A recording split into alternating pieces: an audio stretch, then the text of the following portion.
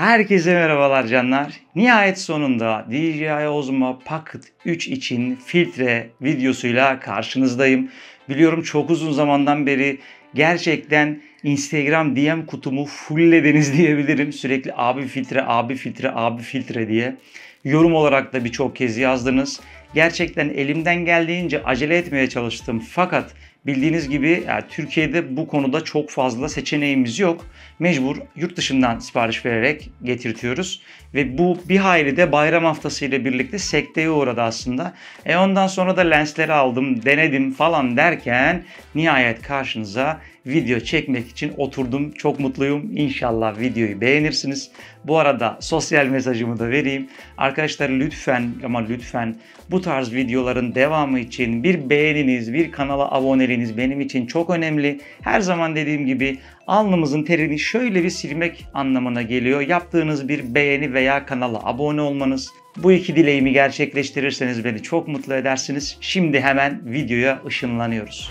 Aslında DJI Osmo Pocket 3 baktığınızda çok güzel bir kamerayla bizi karşılıyor. 1 inç sensöre sahip, düşük ışık modları çok güzel. 4K 60 FPS'te inanılmaz şiir gibi kareler yakalayabiliyorsunuz. Standart renk profili bir hayli güzel ki araya dipnot sıkıştırayım. DJI Osmo Pocket 3 ile alakalı ipuçları ve küçük hacklerle ilgili çekim modları ve daha güzel anlar yakalamanızla alakalı şu yukarıya videoyu bırakırım. Herhalde son zamanlardaki benim en popüler videolarımdan biri. Teşekkür ediyorum tekrar. Onu da izlemenizi tavsiye ederim. Geçelim konumuza. Daha güzel, daha sinematik görüntüler yakalamak için kameradan bağımsız olarak ND filtre ya da mist filtre gibi farklı varyasyonlar deneyebiliyoruz. Gelelim ilk başlığımız ND filtre. Türkçesi yoğunluk filtresi demek. Yani Natural Density ND harflerinde oradan geliyor zaten. Ne anlama geliyor? Kaba tabirle şöyle açıklayacak olursak, nasıl ki siz aşırı güneşli bir havada güneş gözlüğü takarak etrafı daha rahat görebiliyorsanız, ND filtrelerde bizim kameramıza aynı görevi üstleniyor. Yani kameraya gelen ışık miktarını azaltmamıza yarıyor. Çekim için çok önemli. Birazdan bunun bir de matematik hesabı var. Onu da size anlatacağım. Peki bir yoğunluk filtresi ND filtre var. Bir de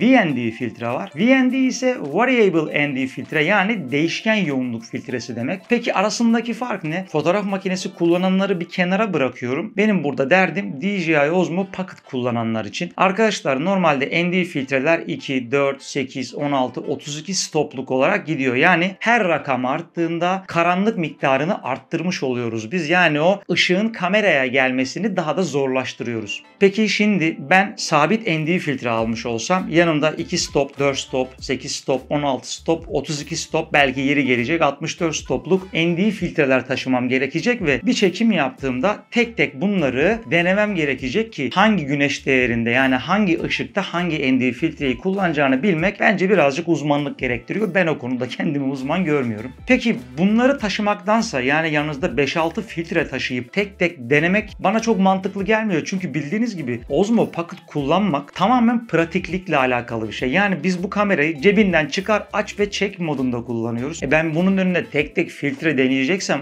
ışık çok geldi, az geldi falan, bir dünya iş. Zaten kamera küçücük. Az sonra göreceksiniz yani. Filtreler de çok küçük. 2 parmağınızda zor tutuyorsunuz. Sürekli tak çıkar bununla baş olmaz. Peki burada ne oluyor? Burada imdadımıza VND filtreler yetişiyor. VND filtre değişken yoğunluk filtresi demek. Yani değiştirilebilir ND filtre. Peki ne işe yarıyor? VND filtreler arkadaşlar genelde 1 ila 5 stop ve 5 ila 9 stopluk olmak üzere 2 farklı kategoride piyasaya sunuluyor. Peki biz bunu nasıl kullanıyoruz? Biz bir VND filtre aldığımızda sanki aynı filtre üzerinde 5 tane ND filtre varmış gibi kullanabiliyoruz. Etrafında bir döndürülebilir çark var. Siz bu çarkı yavaşça döndürerek kameraya gelen ışık miktarını azaltabiliyorsunuz. Ben bu yüzden VND filtre tercih ettim. Tercih ettiğim markada KNF, yani K&F isminde yazılan, özellikle fotoğrafçılar da beni iyi anlayacaktır. Fotoğraf makinelerinde de bu filtreler çok ciddi miktarda para. Ayrıca DJI DJI Osmo Pocket'larda da bu filtreler çok ciddi para. Pocket alma aşamasında araştırmışsanız yani bu ND filtreler ve mist filtreler gerçekten DJI'nin orijinal filtrelerini alırsanız çok ciddi miktarda bir maddi külfet. Ben de o yüzden kısa bir araştırma sonunda KNF marka filtrelere karar verdim. Zaten eşim fotoğrafçı olduğu için onda da birkaç tane KNF marka filtre vardı. Yani içim rahat, gönlüm rahat satın aldım diyebilirim. Şimdi ND filtreyi biz iki farklı yerde kullanabiliyoruz DJI Osmo Pocket için. Birincisi fotoğraf modundayken ND filtreyi takıp ortamı iyice karartıp hani bu şimdi ben araya da eklerim ama mesela vardır ya meşhur kartpostal fotoğrafları böyle şelale akar ama ipeksi sanki böyle tül gibi ya da işte geceleyin yıldızları çekersiniz. Çok uzun süre bir çekimdir o. Uzun pozlama deniyor buna. Normalde zifiri karanlık bir ortamda mükemmel şekilde Samanyolu'ndaki bütün yıldızları görebilirsiniz. Bunları yani bu tarz fotoğrafları çekmek için biz ND filtre ya da VND filtre kullanabiliyoruz. Fakat fotoğrafçılığı ayırıp DJI Osmo Pocket için önemli olan konu video bölümü olduğu için videoda ise bize şöyle bir güzellik sağlıyor. Bizim videolarımızın daha sinematik çıkması demek aslında insan gözüne daha yakın miktarda bir görüntü elde etmemiz demek. Bunun da yolu şundan geçiyor. Bir, FPS değeri yani çektiğimiz videoların FPS değeri. İkincisi ise enstantane hızımız ya da bir diğer deyişle shutter speed menüde yer aldığı kısmıyla. FPS ne diyecek olursak açılımı frame per second yani saniyedeki geçen kare sayısı demek videolar için. Ben 4K çekiyorum ve 60 FPS çekiyorum. Neden? Çünkü genelde drone'da, Pocket'ta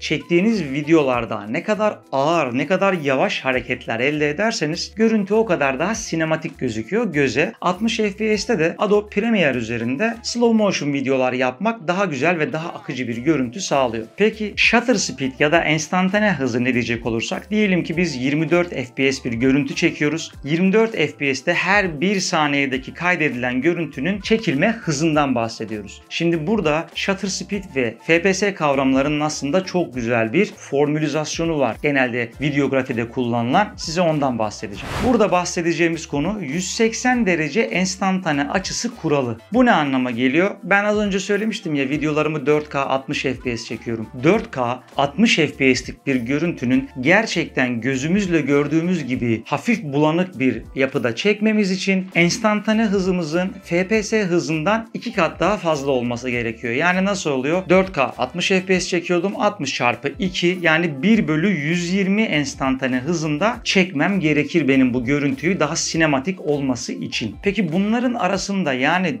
4K 60 FPS'te 1 bölü 120 enstantane hızı çekmekle atıyorum başka bir hızda çekmenin ne gibi bir farkı var diyecek olursak şimdi size onu hızlıca göstereyim. Normalde ilk çektiğim görüntü DJI Osmo Pocket 3 tarafından otomatik pozlamaya alınmış şekilde yansıtılacak. Yani ben 4K 60 FPS çekeceğim fakat büyük ihtimalle enstantane hızını kamera kendiliğinden sırf ışığı gerekli miktarda kırabilmek için çok yüksek değerlere ayarlayacak ve çektiğim görüntüyü görüyorsunuz. Şu anda yakaladığım bir insanın koşma görüntüsü bu. Şimdi ise VND filtre takacağım ve 4K 60 FPS'te ve 1 bölü 120 enstantane hızında videomu çekeceğim. Şimdi aynı insanın koşma videosunu burada da çekiyorum. Peki şimdi ikisini yan yana oynattığımda ne fark var diyeceksiniz. Farkı şurada görüyoruz. Bakın iki videoyu da durdurdum. Gördüğünüz gibi VND filtre ile 60 FPS ve 1 bölü 120 enstantanede çektiğim video durdurulduğunda hafif bulanık kalırken diğer video gördüğünüz gibi sanki çiviyle çakılmış gibi ya da fotoğraf çekilmiş gibi aşırı net ve aşırı keskin. İşte aradaki sinematikliği sağlayan şey o bulanıklık. Çünkü bizim gözümüz de bu bulanıklık üzerinden çalışıyor. Şimdi size VND filtre ile yaptığım ve VND filtre takmadan yaptığım çekimlerden örnekler sunayım. Siz aradaki farkı, hangi stop değeri ne kadar görüntüyü karartıyor, varlığıyla yokluğu arasında gerçekten bir fark var mı? Kendiniz karar verin. Yeah.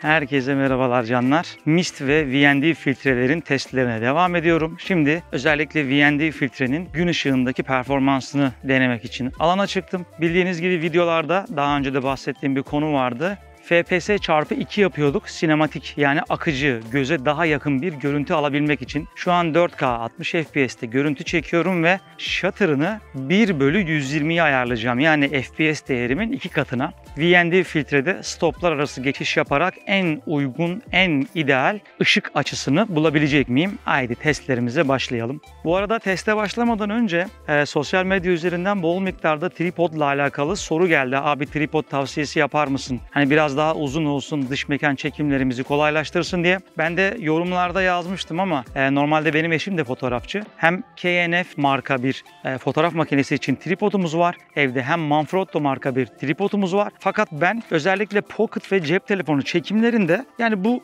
AliExpress sanırım üzerinden almıştım. Zomei marka T60 model bir tripod. Hem telefon başlığı var. Onu şu an söktüm ben yerinden. Pocket takacağım diye. Hem mikrofon ve ışık başlığı var. Ayrıca çok da hafif yani. Yani bilmiyorum ne kadar ama yok gibi bir şey. Çok basit kullanımı. O yüzden bunu tercih ediyorum ki yanımda taşırken kolaylık olsun. Şimdi tripodumu kuracağım. Böyle yeşil bir alana karşı size VND filtreleri denemeye başlayacağım. Şu an Pocket'ın standart 4K 60 FPS modundayım ve otomatik pozlama ayarındayım. Yani Pocket kendince etraftaki ışığın oranına göre pozlamasını ayarlıyor. Şimdi bu moddan çıkıp manuel moda alıyorum. Şu an az önce bahsettiğim olayı gerçekleştirdim. 4K 60 FPS'de çekiyorum ve shutter'ımda 1/120. ISO'yu da olabildiğince düşük moda aldığımda bakın gün içinde eğer sinematik görüntü çekmek istiyorsanız bu ayarları kullanmalısınız. Fakat VND ya da ND filtreniz yoksa alabileceğiniz görüntü maalesef bu. Yani bu patlak görüntüyü almak zorundasınız. Şimdi hemen 1.5 stop arası ND filtremi takıyorum ve kullanıma başlıyorum. ND filtremi taktım ve şu an bakın bir stopta yani birinci stopta aradaki farkı görebiliyorsunuz. Yani şöyle önüne geçecek olursam benden de pay biçebilirsiniz görüntüye. Bakın bir stopta şu an görüntü bu, harekette bu. Stop değerimi 2'ye alıyorum. Şu an sanırım görüntü bir hayli daha böyle izlenilebilir kıvama geldi diye düşünüyorum. Tabii Pocket'ın ekranından bunu anlamak zor. Bunu bilgisayar ekranından anlayacağız nasıl olduğunu. İkinci stopla da görüntü böyle. Üçüncü stopa alıyorum görüntüyü. Şu an üçüncü stoptayım. Üçüncü stopta biraz daha görüntü koyulaştı. Şimdi dördüncü stopa alıyorum. Şu an dördüncü stopta görüntü. Yine ben kameranın önüne geçeyim. Şöyle yeşillik belki aldatabilir. Görüntünün görünme şekli bu. Dördüncü stop ve beşinci stopla alakalı az sonra belirteceğim notlar var. Şimdi beşinci stopa geleyim. Şu an 5. stoptayım canlar. Gördüğünüz gibi özellikle ND filtreler değil VND filtrelerde yani etrafından çarkı döndürerek filtrenin ND aralığını, stoplarını ayarladığınız bu filtrelerde en kötü diyebileceğim özellik bu. Yani 5. stop hadi biraz da 4. stopta çok fazla limitlerde işlem yaptığınız için filtrenin yani ekranın üstünden ve altından ve sağdan soldan bir miktar renk tonunda koyulaşmalar meydana geliyor. Yani şunu demeye çalışıyorum. VND filtre alacaksanız eğer bunu göze almalısınız. Yani 1.5 stopluk bir filtre alsam abi işimi görür mü diyorsanız 1.5 stopun 4. ve 5. stopunu kullanamayacaksınız. Bunu bilin yani. Çünkü aşırı miktarda karartma yapıyor merceğin köşelerinde ve bu da çirkin bir görüntü oluşturuyor. Peki biz nasıl yapacağız? Hiç 4 ile 5'i kullanmayacak mıyız? Kullanacaksınız. 4 ile 5'i kullanacaksanız arkadaşlar şuradaki gibi bu ND filtrenin bir üst versiyonu olan 5'ten 9'a kadar olan stoplu versiyonunu da alacaksınız. 1.5 stoplu VND filtrenin 4. ve 5. stopunda kararma yapıyor. Fakat 5'ten 9'a kadar olan stoplu bu filtrede sadece 9. stopta kararma yapıyor. Yani oradaki 5'i kullanacağınıza buradaki 5'i kullanmanız o etraftaki kararmayı alacaktır. Zaten bunlar takım olarak satılıyor. Size takım olarak almanızı tavsiye ederim. Gel misafir geldi. Merhaba. Ya işte köyde öğretmenlik yapmanın da böyle güzellikleri var. Şimdi devam ediyorum ben. 1'den 5 stopa kadar olan ND filtremi çıkardım. Yerine 5'ten 9'a kadar olan ND filtremi alıyorum. Şimdi de 5'ten 9'a kadar olan ND VND filtremin bakın 5. stopundayım. Şöyle karşıya gelelim. Sakın devirme ha keçi. Gel. Köpek gibiler lan çağırınca geliyor. Evet, 5. stopumuz bu bakın. Az önceki o kararmaların neredeyse tamamına yakını yok. Yani şu an belki havanın neminden de kaynaklı 5 stop fazla gelmiş de olabilir, emin değilim ama 5. stoptaki görüntümüz bu. Şimdi VND'yi 6. stopuna çekiyorum. Bunda da yine 5 ve 6 arasındaki mesafe bir hayli fazla. Şu an 6. stoptayım. Yani 6 stopta da ortamı bu şekilde kullanabiliyoruz. Şu an 7'ye geçiriyorum. Hızlı hızlı geçiyorum ki çok vakit kaybı olmasın. Şu an 7. stop bu da. Yani 7 stop ekran nasıl, şu an dediğim gibi ekrandan görünen görüntü hakkında bir fikrim yok. Çünkü ortam çok aydınlık olduğu için ekranda da aslında çok fazla bir net etrafın karanlığını, aydınlığını seçemiyorum. Ama bilgisayar başına geçince daha sağlıklı yorumlar yapacağım. 8. stopa geçtim. Bu VND filtrede arkadaşlar 8 ile 9 arası acayip yakın. Zaten dediğim gibi bunda da büyük ihtimalle 8'de ve 9'da yine o kararmalar, yani kararmadan kastım ton değişimini fark edeceksiniz. Bazı yerlerde kahverengi, bazı yerlerde turuncumsu bir ton alıyor. Burada az önce gördüğüm karartıyordu ekranı. 8. stopumuz bu. 9. ve son stop aralığı da bu şekilde. Zaten bence bu 8 ve 9'u büyük ihtimalle uzun pozlama yaparken falan kullanabiliriz fotoğraf makinesinde. Aksi takdirde çok böyle normal ortamda kullanılabileceğini düşünmüyorum. Bu kaç yapıyor? 256 falan yapıyor herhalde ND aralığı. Yani VND filtrelerin kabaca kullanımı bu. Özellikle yaz aylarında çektiğiniz videolarda ya da öğlen ışığında çektiğiniz videolarda 10 numara bir sinematik görüntü size sunacaktır. Haydi bakalım, çekimlerle devam ediyoruz.